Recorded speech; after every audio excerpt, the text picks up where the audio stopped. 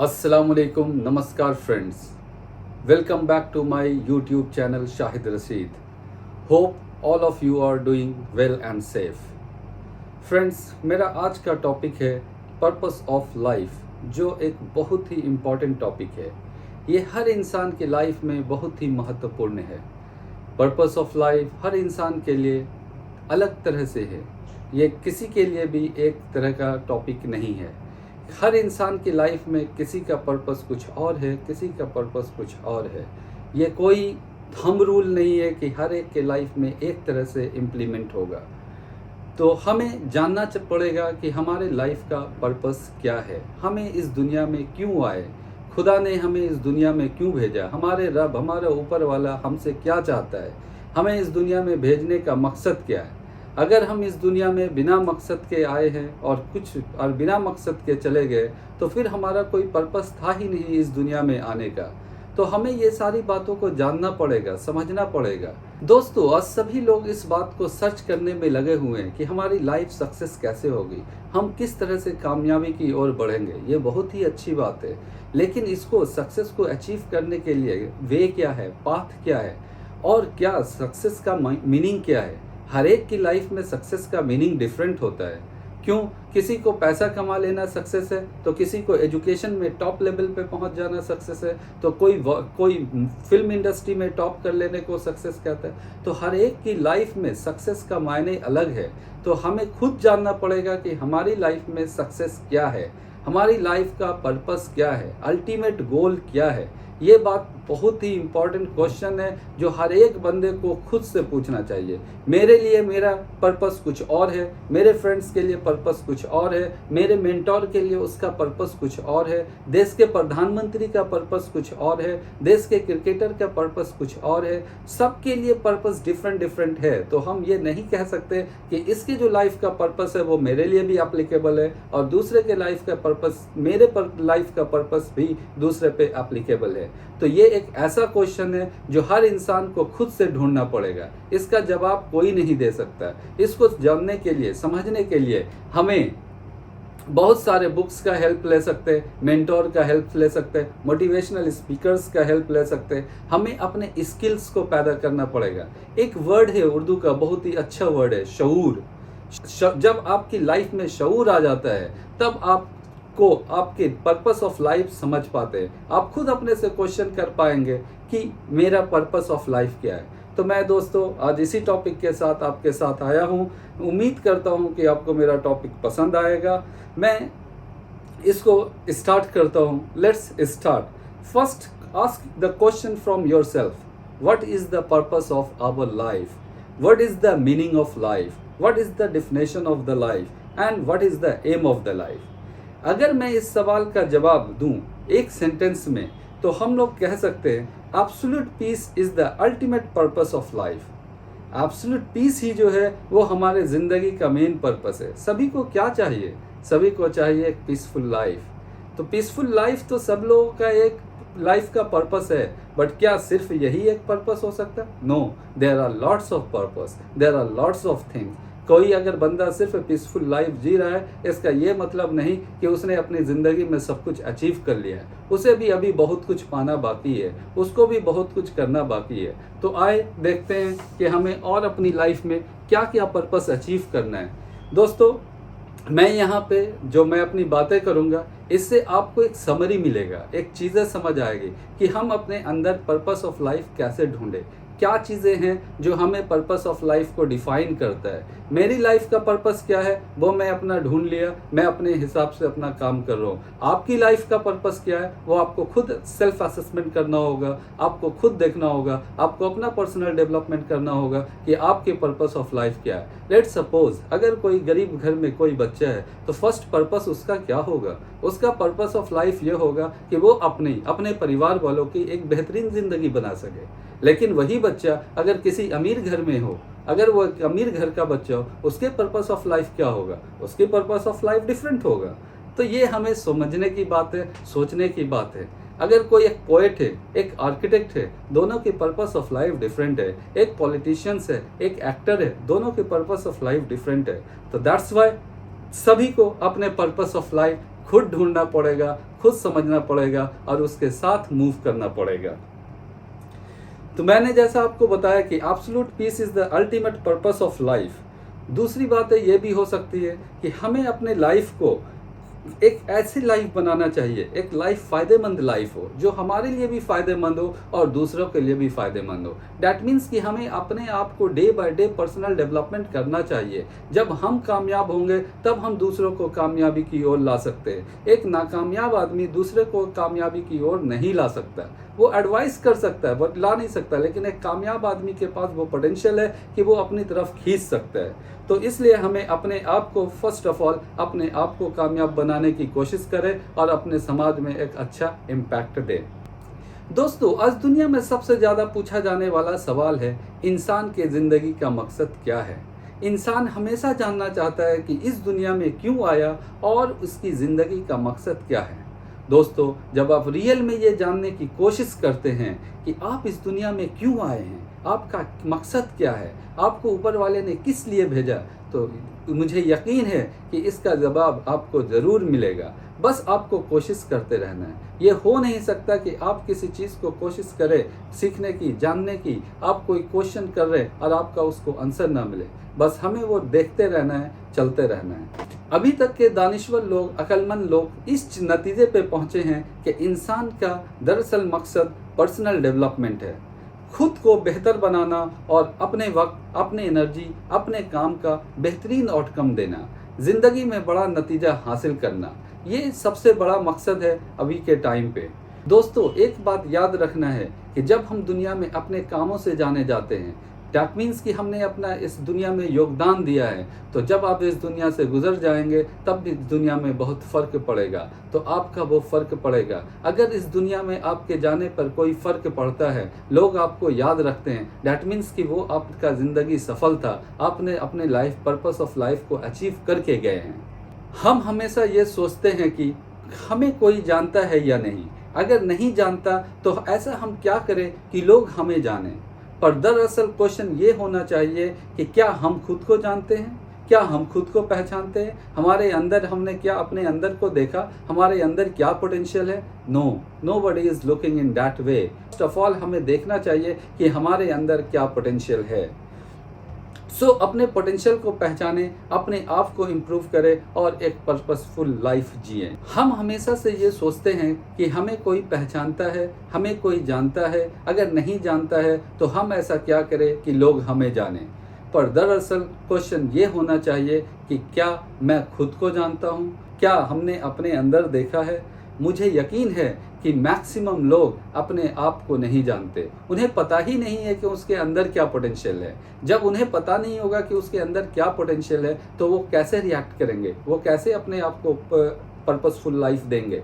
तो पहले अपने अंदर देखना पड़ेगा हमारे अंदर की क्या पोटेंशियल है, उस पोटेंशियल को निकाल के हमें अपनी लाइफ को एक पर्पसफुल लाइफ देना है। जैसे इंसान आते हैं और वैसे चला गया, तो याद रखिएगा कि इस ज़िंदगी से हासिल कुछ नहीं हुआ।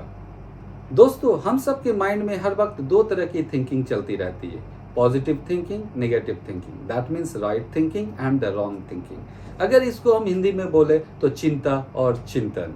तो दोस्तों, चिंता और चिंतन में हमें फ़र्क समझने की ज़रूरत है। अगर लोगों को ये समझ नहीं आया कि चिंता और चिंतन क्या है, तो वो अपने आप को नहीं राइट और रॉन्ग के डिसीजन में रख सकते हैं। दोस्तों, आज दुनिया में बहुत कुछ चल रहा है। हम सोचते हैं मैं ऐसा क्यों हूँ, मेरे फादर अमीर क्यों नहीं है, वो क्यों ऐसा है, उसके पास इतना पैसा क्यों आया। इससे हमें कोई फ़ायदा नहीं है। This is the wrong thinking, this is the wrong way, this is called चिंता। चिंता इंसान को समाप्त कर देती है। चिंता इंसान को खुद ब खुद डे बाय डे घुटन महसूस कराता है। तो हम चिंतन कर सकते हैं, चिंतन करके हम अपने आप को सेल्फ असेसमेंट कर सकते हैं, सेल्फ एक्सप्लोर कर सकते हैं। ताकि चिंता कीजिए, पॉजिटिव थिंकिंग रखिए। आप अपने अंदर से जितनी निगेटिव थिंकिंग को निकालेंगे और पॉजिटिव थिंकिंग को लाएंगे, आपका ग्रूमिंग होगा, सेल्फ ग्रूमिंग होगा, आपकी पर्सनैलिटी डेवलपमेंट होगी। तो याद रखें कि रॉन्ग थिंकिंग को आपको माइनस करना है एंड राइट थिंकिंग को आपको प्लस करना है। think always positively. There is a quote also, be positive. Everyone is saying be positive. तो हमें be positive होना पड़ेगा, अगर नहीं होंगे तो कोई फ़ायदा नहीं। अगर किसी के पास दौलत है और हम अगर उसको देख के सोच रहे हैं अरे यार क्या होगा, क्या है, तो this is not good. We have to be positive. Okay, उसके पास है तो हम कैसे दौलतमंद होंगे? हमें अपने तरह से मेहनत करना होगा, क्योंकि सबकी लाइफ डिफरेंट है, किसी की भी लाइफ सेम नहीं है, हर एक की लाइफ का सिचुएशन अलग है। इस दुनिया में हमें 24 आवर्स मिल रहे हैं, बट हम इस 24 आवर्स में सभी के ज़िंदगी जीने का अंदाज़ अलग है। तो आपको चूज़ करना होगा कि आपके लिए क्या राइट है, क्या रॉन्ग है। Nobody will come to say you this is right and wrong for you. You have to choose yourself. You have to take your own decisions. If you are going to take your own decision, you will be in the success path. Otherwise, you will be not on the right path. मुझे इन सब बातों से एक वाकया याद आ रहा है, Socrates का। सोक्रेट एक बहुत ही दानिश्वर इंसान था। सोक्रेट फिलॉसफी की दुनिया में बहुत ही माहिर इंसान था। तो सोक्रेट, हमें इस बात को बताने का मेरा मेन मोटिव ये है कि हमें ये पता चलेगा कि अक्लमंद इंसान, दानिश्वर इंसान छोटी छोटी बातों से, लाइफ के में चलने वाली बातों से वो कैसे अपने लिए एक बहुत ही बड़ी मीनिंगफुल बातें निकाल लेता है। और बेवकूफ़ इंसान, नाअक्ल इंसान, डफर लोग के सामने बहुत बड़ी बात भी चल रही हो, उससे वो कुछ नहीं सीख पाता। तो आइए मैं आपको सोक्रेट की एक छोटा सा कहानी सुनाता हूँ। सोक्रेट किसी रास्ते से जाया करता था। उस रास्ते में एक कुम्हार बैठता था। वो कुम्हार को देखा करता था। कुम्हार को देखता, हर रोज़ जाते समय में देखता और सोचता था। कुम्हार सोचता ये बच्चा क्या देखता है, क्या सोचता है, कुम्हार को नहीं पता। एक दिन कुम्हार ने उससे पूछा, तुम क्या देखते हो, तुम क्या सोचते हो? तो सोक्रेट ने बोला, उस बच्चे ने बोला, मैं आपको देखता हूँ, मैं बहुत कुछ सोचता हूँ, मेरे अंदर बहुत से सवाल पैदा होते हैं, क्या मैं आपसे सवाल पूछ सकता हूँ? उसने बोला, कुम्हार ने बोला, यस ऑफ कोर्स, आप पूछ सकते हो सवाल। सोक्रेट ने उससे सबसे पहला सवाल पूछा, ये जो तुम बनाते हो पहले कहाँ बनता है? आखिर तुम किसी चीज़ को तो फॉलो करते होगे, ये ऐसा कैसे बना रहे हो? कुम्हार ने जवाब दिया, ये मेरे ख्याल में बनता है। तो उसने बोला, ओ बाबा, मुझे समझ आ गया, हर चीज़ तख्लीक के पहले ख्याल में बनती है। इसका मतलब है कि खालिक, गॉड, मेरा रब के ख्याल में मैं बन चुका था, तब जाके मेरा तख्लीक हुआ है। कुम्हार सरप्राइज हो गया कि ये बच्चा क्या सोच रहा है। बच्चे ने दूसरा सवाल किया, बाबा ये बर्तन में क्या डालते हो जो इतनी सुंदर बनती है? तो वो कुम्हार बोला, मैं मोहब्बत डालता हूँ, पूरा खुलूस, विजडम, टैलेंट, केयर डाल देता हूँ, क्योंकि ये बर्तन ही मेरी पहचान है, क्योंकि इससे ही मुझे नाम मिलता है। अगर मैं इसे अच्छा नहीं बनाऊंगा तो इससे फिर मुझे मेरी पहचान नहीं मिलेगी। तो वो बोला, अच्छा मैं समझ गया, खालिक हमसे बहुत मोहब्बत करता है क्योंकि उसने हमें बनाया है। कुम्हार फिर दंग रह गया कि बच्चा आखिर इस बात से क्या मतलब निकाल रहा है। फिर बच्चे ने तीसरा सवाल किया, ये बर्तन तुम बनाते जा रहे हो, कोई ख्वाहिश है तुम्हारी? ऐसी कोई ख्वाहिश है जो तुम्हारे दिल में हो? वो बोला, हाँ है, मैं ऐसा बर्तन बनाना चाहता हूँ कि बस दुनिया कह दे, वाह वाह, दोबारा ऐसा कोई बना ही ना हो, या कोई दोबारा ऐसा मैं खुद भी बना ना सकूँ। बच्चे ने बोला, मैं समझ गया, बनाने वाला एक ऐसा तख्लीक कर देगा कि दुनिया अशिश कर उठेगी, अजल से अबद तक उसी का चर्चा होगा। जो कुम्हार था वो दंग रह गया कि ये बच्चा क्या बोल रहा है। तो इससे क्या, हमें इस स्टोरी से, ये कहानी सुनाने से हमें क्या पता चला?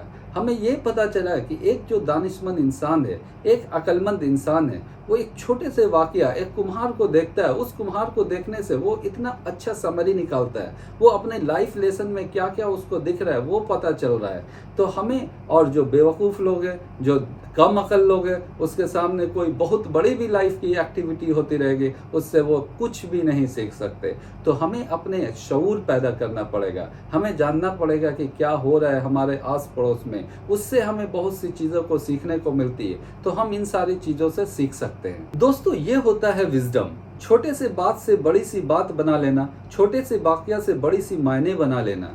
मेरी इस बात को आप लोग नोट कर ले, अक्लमंद दानिश्वर लोग जिंदगी के छोटी छोटी बातों से बड़े मायने निकाल लेते हैं, और मूर्ख लोग जिंदगी के बड़े वाकयात से भी लेसन नहीं ले पाते। दोस्तों, मैं बात कर रहा था जिंदगी की, वो जिंदगी जिसे अल्लाह गॉड ने हमें इनाम के शक्ल में दिया है, वो जिंदगी जो अल्लाह ने आपको ब्लेस किया है।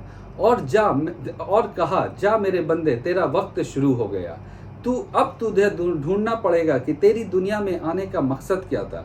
तुझे अपने अंदर झांकती मारनी पड़ेगी, तुम्हें अपने अंदर ढूंढना पड़ेगा कि क्या है।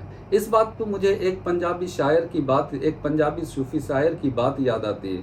उन्होंने कहा, अपने अंदर झांती मार। उन्होंने कहा, अपने अंदर झांती मार। क्या मतलब है इसका? हम इस बात से ये समझ आता है कि हमें अपने आप को पहचानना चाहिए। हमें सबसे पहले अपने अंदर देखना चाहिए कि हमारे अंदर क्या पोटेंशियल है, हम क्या कर सकते हैं, हमें अपने पोटेंशियल को कैसे निकाल सकते हैं। जब हमें पता चल जाएगा कि हमारे अंदर क्या है, हम किस चीज़ के लिए बने हैं, हमें क्या करना है, तो हम अपने खुद ब खुद अपनी मंजिल की तरफ बढ़ पड़ेंगे। हमें अपने अंदर शऊर पैदा करना है। जिस दिन हमारी ज़िंदगी में शऊर आ गया, शऊर शामिल हो गया, उस दिन हमारी ज़िंदगी शुरू होती है। शऊर आने की पहचान क्या है? शऊर आने की पहचान ही ये है कि हम खुद से ये सवाल करते हैं कि हमारी ज़िंदगी का मकसद क्या है, what is the purpose of our life. जब कोई बंदा अपने से ये सवाल करना शुरू कर दे तो समझ ले कि उसकी ज़िंदगी में शऊर आ गया है। शऊर का ताल्लुक कोई उम्र के साथ नहीं है। किसी को 10 साल में शऊर आ सकता है, किसी को 20 साल में, तो कोई अपनी 80 साल ज़िंदगी में भी उसे वो शऊर नहीं आएगा। वो अपना दुनिया में पैदा हुआ, जवानी जिया और फिर मर कर चला गया। उसने दुनिया में अपने पर्पस ऑफ लाइफ को अचीव ही नहीं किया। तो शऊर के लिए किसी एज का कोई ताल्लुक नहीं है।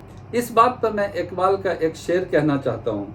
तकदीर के पाबंद है नबातातो जमादात, तकदीर के पाबंद है नबातातो जमादात, मोमिन फ़कत अहकाम इलाही का है पाबंद। क्या ही बात इकबाल ने कहा है। इकबाल ने अपने इस बातों में कितनी ही बड़ी बात कह दी। भाई, तकदीर तो नबातातों की होती है, तुम तो तकदीर लिखने वाले हो। हम लोग अपनी तकदीर खुद लिख सकते हैं, अपनी किस्मत की लकीरें हम खुद बनाते हैं। कैसे? हम अपनी मेहनत से, स्ट्रगल से, कोशिश से, हार्ड वर्क से। जो लोग ये करते हैं, आज दुनिया में आप देख ले, एक भी बंदे का, किसी बंदे का ऐसा आप नाम बता दे जो कामयाब है और वो बिना मेहनत किए हुए। तो तकदीर हम खुद बना सकते हैं। कायनात का निज़ाम नहीं देखता कि तुम गरीब हो कि अमीर हो, गोरे हो या काले हो, तुम किस मुल्क से हो, अमेरिका से हो कि भारत से हो। वो ये नहीं देखता कि तुम्हारा कास्ट क्या है, तुम्हारा रिलीजन क्या है, ये सब कुछ नहीं देखता। कायनात का निज़ाम सबके लिए बराबर है। कायनात सिर्फ एक देखता है, जो मेहनत कर रहा है, जो कोशिश कर रहा है, एफर्ट कर रहा है, दस्तक दे रहा है, पूरा कुदरत उसके लिए हरकत में आ जाता है। तो ये जो कवानीन है, कि कवानीन सभी इंसान के लिए एक है। कुदरत का कवानीन सारे इंसानों के लिए एक है, किसी के लिए डिफरेंट नहीं कि गोरे के लिए डिफरेंट और काले के लिए डिफरेंट, अमीर के लिए डिफरेंट और गरीब के लिए डिफरेंट। कुदरत का देख ले, सभी के लिए 24 आवर। जो हवा सबके लिए, अमीर के लिए भी वही हवा हमारे लिए, जो सूरज की रोशनी दूसरों के लिए, गरीब के लिए वही अमीर के लिए। तो कुदरत तो कोई डिफरेंस कर नहीं रहा। तो ये डिफरेंसेस कहाँ से पैदा हो रहे हैं? ये डिफरेंसेस हम लोग पैदा कर रहे हैं। इस बात पर मुझे शाहरुख खान का एक फेमस डायलॉग याद आ गया। उसने ओम शांति ओम मूवीज में उसने अपना एक ये डायलॉग कहा था, अगर किसी चीज़ को दिल से चाहो तो पूरी कायनात उसे तुमसे मिलाने की कोशिश में लग जाती है। ये फैक्ट है। अगर आप किसी बात को चाह रहे हैं, अगर कुछ भी चाह रहे हैं, तो सब आपको के लिए वो रास्ते बनते चले जाएंगे। आप उस चीज़ को, अगर आप किसी चीज़ को शिद्दत से चाहो, आपको वो मिलेगा। कुछ लोग बोलेंगे, अरे हमने इसको बड़े शिद्दत से चाहा, कहाँ हमें मिली, अरे हमने उसको, तो आपको वो समझ नहीं आ रही। ज़रूरी नहीं, हो सकता है कि आपसे ज़्यादा शिद्दत किसी और ने किया हो। कुदरत का निज़ाम इस तरह का है, तो वो बाद में आपको रियलाइज़ होगा कि अच्छा वो चीज़ें हमें क्यों नहीं मिला, वो हमें क्यों मिला, वो उसको क्यों मिला, ये बाद में एक दिन रियलाइज़ होता है। लेकिन ये फैक्ट है कि अगर आप किसी चीज़ को शिद्दत से चाहो तो आपको वो चीज़ें मिलने की मैक्सिमम चांसेस है। एक बात और है, नाम कोई भी बिना मेहनत के बगैर नहीं हुआ है, किसी का भी नाम है। आप फेमस क्रिकेटर ले लें, सचिन तेंदुलकर, फेमस बॉलीवुड एक्टर ले लें, सलमान खान और शाहरुख खान, आप पॉलिटिशियंस ले लें, आप वर्ल्ड के पॉलिटिशियंस ले लें, आप किसी भी फील्ड में बिना मेहनत के कोई भी कामयाब और किसी का भी नाम नहीं हुआ है। एक और बहुत ही अच्छा कोट है, जो किसी मकसद के लिए मरते हैं वो मरते नहीं हैं, और जो बगैर मकसद के लिए जीते हैं वो जीते नहीं हैं। क्या ही अच्छी बात है। कि अगर आप किसी मकसद के लिए मर रहे हो तो आप मर ही नहीं रहे, आप तो अमर हो जा रहे हो। और अगर आप बिना मकसद के जिए जा रहे हो तो आपका जीना कोई जीना ही नहीं है।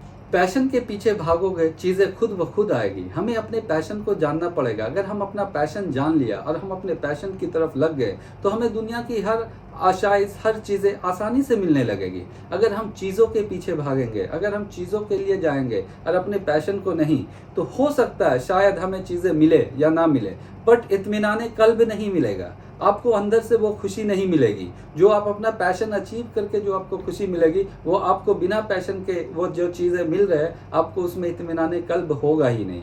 एक शेर है, अजीब तरह से गुजर रही है ज़िंदगी, सोचा कुछ, किया कुछ, मिला कुछ, हुआ कुछ। तो हमें ऐसी ज़िंदगी नहीं जीना है जो बिना मतलब के हो। अपने पैशन को जानना पड़ेगा, हमें अपने पैशन को ढूंढना पड़ेगा। अगर हम अपने पैशन को अचीव करते हैं तो हमें इत्मीनान कल्ब भी होता है। और अगर बिना पैशन के जिए जा रहे हैं, सोच कुछ रहे थे, हो कुछ रहा है, तो इस लाइफ का क्या मतलब है? ऐसे लाइफ का कोई मतलब नहीं। तो हमें अपने आप को, अपने पैशन को ढूंढना ही पड़ेगा। दोस्तों, चलते चलते मैं आपको एक और छोटी सी कहानी सुनाना चाहता हूँ जापान के एक विलेज ओकिनावा के बारे में। आई थिंक आप सबको पता होगा, जापान में एक विलेज है ओकिनावा। और अगर नहीं पता है तो मैं बताता हूँ। वहाँ के मैक्सिमम लोग, वहाँ के लोगों की खासियत क्या है? वहाँ के लोगों का उम्र बहुत ज़्यादा है। वहाँ के लोग मैक्सिमम 100 साल से ज़्यादा जीते हैं। तो आखिर ऐसा क्या हो रहा है कि वहाँ के लोग 100 साल से ज़्यादा जी रहे हैं? उन लोगों के लॉन्ग लाइफ का राज क्या है? उन लोगों के लॉन्ग लाइफ का राज है diet, social practices and genetics.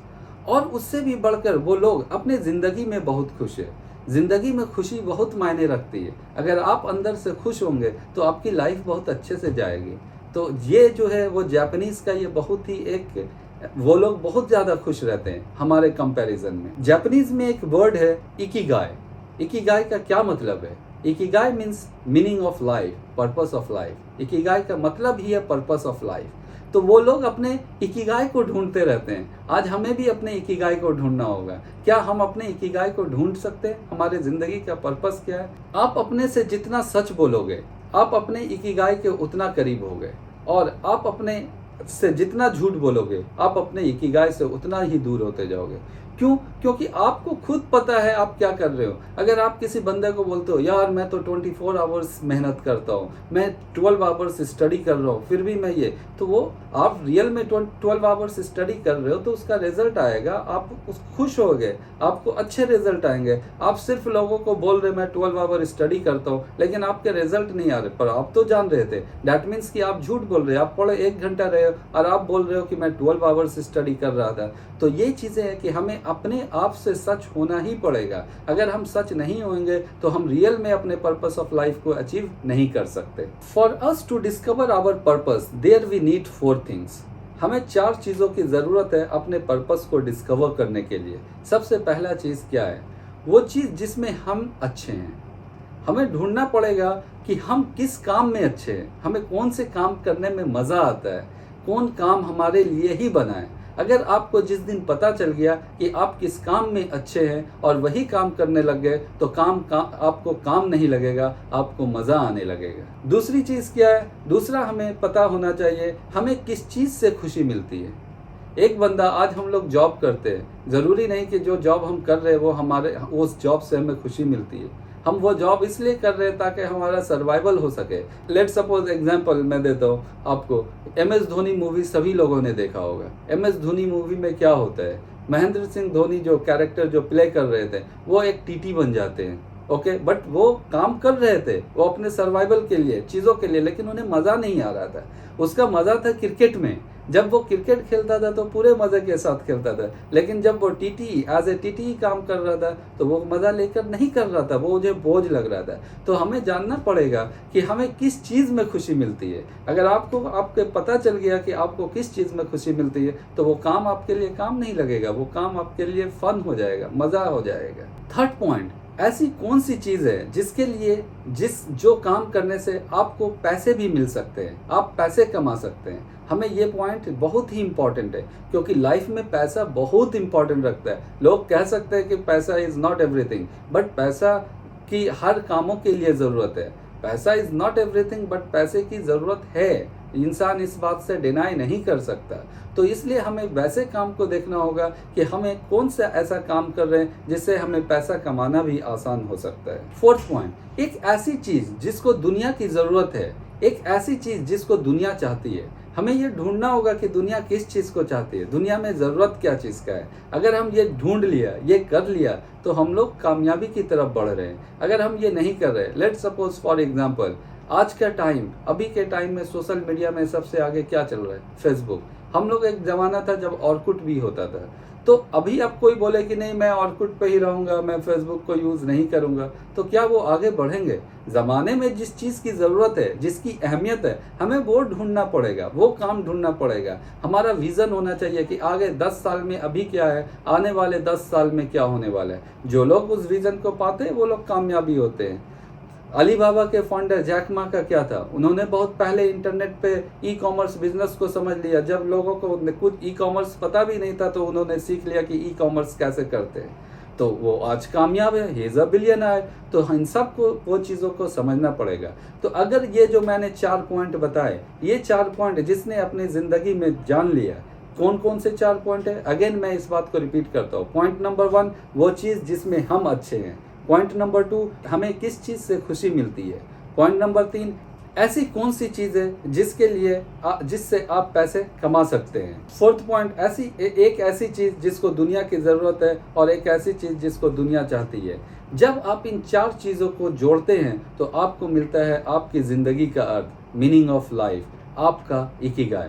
यही है इकिगाई। अगर हम अपने इकिगाई को अचीव कर लेते हैं तो हम अपने पर्पस ऑफ लाइफ को अचीव कर लेते हैं। दोस्तों, अगर मैं पर्पस ऑफ लाइफ को एक कॉन्सेप्ट में देखता हूँ तो इसके 5 लेवल्स है, 5 स्टेप्स है। मैं कह सकता हूँ एक 5 लेडर्स है, हमें 5 सीढ़ियों को चढ़ना पड़ेगा। तो जो लोग इस 5 सीढ़ियों को, 5 स्टेप्स को चढ़ लेते हैं, वो अपने पर्पस ऑफ लाइफ को अचीव कर लेते हैं। वो क्या है? See these are the 5 levels of life. ये 5 सीढ़ियाँ हैं जिसे हम सबको चढ़ना है। First step is survival. Survival के बिना तो हमारी ज़िंदगी चल ही नहीं सकती। सबसे पहले हमें देखना है कि हमारा कौन सा काम है जिससे हम सर्वाइव कर सकते हैं। सर्वाइवल का क्या है? सर्वाइवल का मतलब क्या है? सर्वाइवल का मतलब है हम सिर्फ ज़िंदगी जीने के लिए स्ट्रगल कर रहे हैं। अगर कोई बंदा अपनी ज़िंदगी जीने के लिए स्ट्रगल कर रहा है, that means he is surviving, he is in survival stage. रोटी कपड़ा मकान के लिए घर से निकल रहे हैं, मीन्स आप सर्वाइवल स्टेज में हो। हमें जल्द से जल्द इस स्टेज को क्रॉस करना चाहिए, क्योंकि ये हमारे 5 लेवल्स में, 5 स्टेप्स में ये फर्स्ट स्टेप है। फर्स्ट स्टेप को क्रॉस करना चाहिए। सर्वाइवल, आज के टाइम पे इस दुनिया में बहुत से लोग हैं जो सर्वाइवल के ही स्टेज पे हैं। वो पैदा सर्वाइवल के स्टेज पे होते हैं और अंत तक सर्वाइवल के स्टेज में ही रह जाते हैं। तो हमें इस स्टेज को जंप करने के लिए हमें अपने पर्सनल डेवलपमेंट करने होंगे, हमें अपना सेल्फ असेसमेंट करना होगा, हमें अपना सेल्फ ग्रूमिंग करना होगा। हमें देखना पड़ेगा कि दुनिया में किस चीज़ की ज़रूरत है और हम कैसे आगे की तरफ बढ़ सकते हैं। Next step is security. Security क्या है?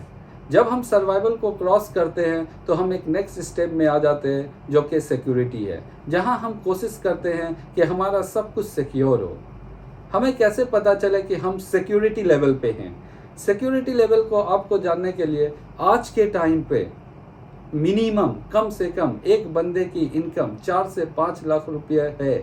अगर वो 4 से 5 लाख रुपये अर्न कर रहे हैं तो वो सिक्योरिटी लेवल पे हैं। डैट मीन्स कि वो सर्वाइवल से ऊपर आ चुका है। और सिक्योरिटी 100% आप कैसे सिक्योरिटी है? अगर आपके पास जो आपकी इनकम है उसका 6 टाइम्स सेविंग आपके पास हर वक्त अवेलेबल है। That will be in cash, not in a property, not as a vehicle, not as a land. तो आपको ये देखना होगा, अगर 6 टाइम्स आपके पास उस सिक्योर मनी आपके पास एवरी टाइम अवेलेबल है, दैट मीन्स आप सिक्योर हो, आपकी लाइफ सिक्योर है। तो आप नेक्स्ट स्टेप में जा सकते हैं। The third stage is the success. जो लोग सर्वाइवल एंड सिक्योरिटी को क्रॉस करते हैं वो थर्ड स्टेज में जंप करते हैं, that is the success. Success सभी के लिए डिफरेंट है। मैंने पहले भी अपने वीडियो के शुरुआत में भी बताया कि सक्सेस सभी के लिए डिफरेंट है। यहाँ पे मैं सिंपल लॉजिक दूंगा कि सक्सेस क्या है। अगर आप पैसे के चक्रव्यूह से बाहर हैं तो आप सक्सेस के स्टेज में हो, और सभी लोग चाहते हैं कि वो मैक्सिमम सक्सेस स्टेज में हो। सक्सेस स्टेज में होने के लिए आपको फाइनेंशियली फ्री होना पड़ेगा। सक्सेस का मतलब ही है, अगर कोई बंदा फाइनेंशियली फ्री है तो वो सक्सेस है। अब वो किस तरह से फाइनेंशियल फ्री है, अब उसका काम क्या है, उसके बिजनेस क्या है, वो डिपेंड करता है। तो लेकिन हमें फाइनेंशियल फ्री होना ही सक्सेस है। नेक्स्ट स्टेप, तो ये सारे स्टेज 1, पहला स्टेज था हमारा सर्वाइवल, सेकंड स्टेज था हमारा सिक्योरिटी, थर्ड स्टेज था हमारा सक्सेस। फोर्थ स्टेज, जब लोग सक्सेस पा लेते हैं तो वो फिर आ जाते हैं सिग्निफिकेंस के लेवल पे। ये क्या है सिग्निफिकेंस? ये एक ऐसा स्टेज है जब हम खुद के लिए नहीं, अपनी सोसाइटी के लिए कुछ करते हैं। It's time to do for the society, do for the your nation. जब हम अपनी सोसाइटी के लिए, अपने नेशंस के लिए करते हैं तो हम सिग्निफिकेंस के स्टेज पर हैं। और ये स्टेज बहुत ही अच्छा स्टेज है। आप अपने पर्पस ऑफ लाइफ के बहुत ही करीब हैं। क्योंकि अब क्या है कि आप इतने सक्सेस हो चुके हो कि आपको अपने को बेहतर बनाने की ज़रूरत नहीं है, अब आप दूसरों की बेहतरी के लिए काम कर रहे हो। यही तो पर्पस ऑफ लाइफ है। यही तो हमारा रब, हमारा खुदा हमसे क्या चाहता है कि जब हम दुनिया में आए हैं कुछ ऐसा करें कि हम खुद के लिए भी फ़ायदेमंद साबित हो जाए और दूसरों को भी फ़ायदा पहुंचा सके। तो वो कब होगा? जब हम दूसरों के लिए कुछ हेल्प करेंगे। आज आप जितने भी रिच लोग हैं, बिलियनर्स है, जो सक्सेसफुल पीपल है, आप सब देखेंगे किसी कोई एनजीओ में वो चैरिटी कर रहे हैं, कहीं कुछ और कर रहे हैं, किसी को इतना फंड दे दिया, कोई डिजास्टर आया उस डिजास्टर में हेल्प कर दिया। अभी हम लोग कोविड से गुजरे, सारे जितने लोग भी बिलियनर्स है, बड़े बड़े लोग हैं, वो अपने तरफ से जितना चाहते थे वो फंड किए। तो वो कैसे दे रहे हैं? वो इस लेवल पे आ गए, अब वो सिग्निफिकेंस के लेवल पे हैं। उन्हें अपने आप को दूसरों के मदद करने में उसे खुशी मिलती है। दूसरों के मदद करने में जो खुशी मिलती है इसका आप अंदाज़ा भी नहीं लगा सकते। ये वही फील कर सकते हैं जो करते हैं। तो हम सबको, अब मैं ये नहीं बोलूँगा कि दूसरों का मदद सिर्फ आप अमीर होने के बाद ही कर सकते हैं। दूसरों का मदद अगर आपके पास 1 रुपया भी है तब भी आप मदद करने के लायक है। तो वो आपकी सोच पे डिपेंड करता है, क्योंकि सिर्फ पैसे से ही मदद नहीं होती। पैसा का मदद एक और मदद है, आपका फिजिकल मदद भी कर सकते हैं। किसी के मेंटोर बन के मदद कर सकते हैं, किसी के टीचर बन के आप मदद कर सकते हैं। दुनिया में बहुत से काम है जो करने के लिए है, जो आप एक दूसरे की मदद कर सकते हैं। यही सबसे अच्छी क्वालिटी है। हम लोग ह्यूमन बींग हैं, हमें एक दूसरों की मदद करते हुए आगे बढ़ना चाहिए। आज एनजीओ वगैरह चलाते हैं, वो क्या, वो बहुत पैसे वाले नहीं होते, लेकिन वो कैसे कर रहे हैं? उनमें जज्बा है, उनमें सोशल वर्क करने का जज्बा है। That's why they are doing. तो हमें एक दूसरों का मदद करते हुए चलना चाहिए। 5th step is the spirituality. क्या है ये स्पिरिचुअलिटी? हम सब सुनते हैं स्पिरिचुअल स्पीच एंड ऑल। तो स्पिरिचुअलिटी जो है वो सबसे टॉप लेवल है हमारे पर्पस ऑफ लाइफ के लिए।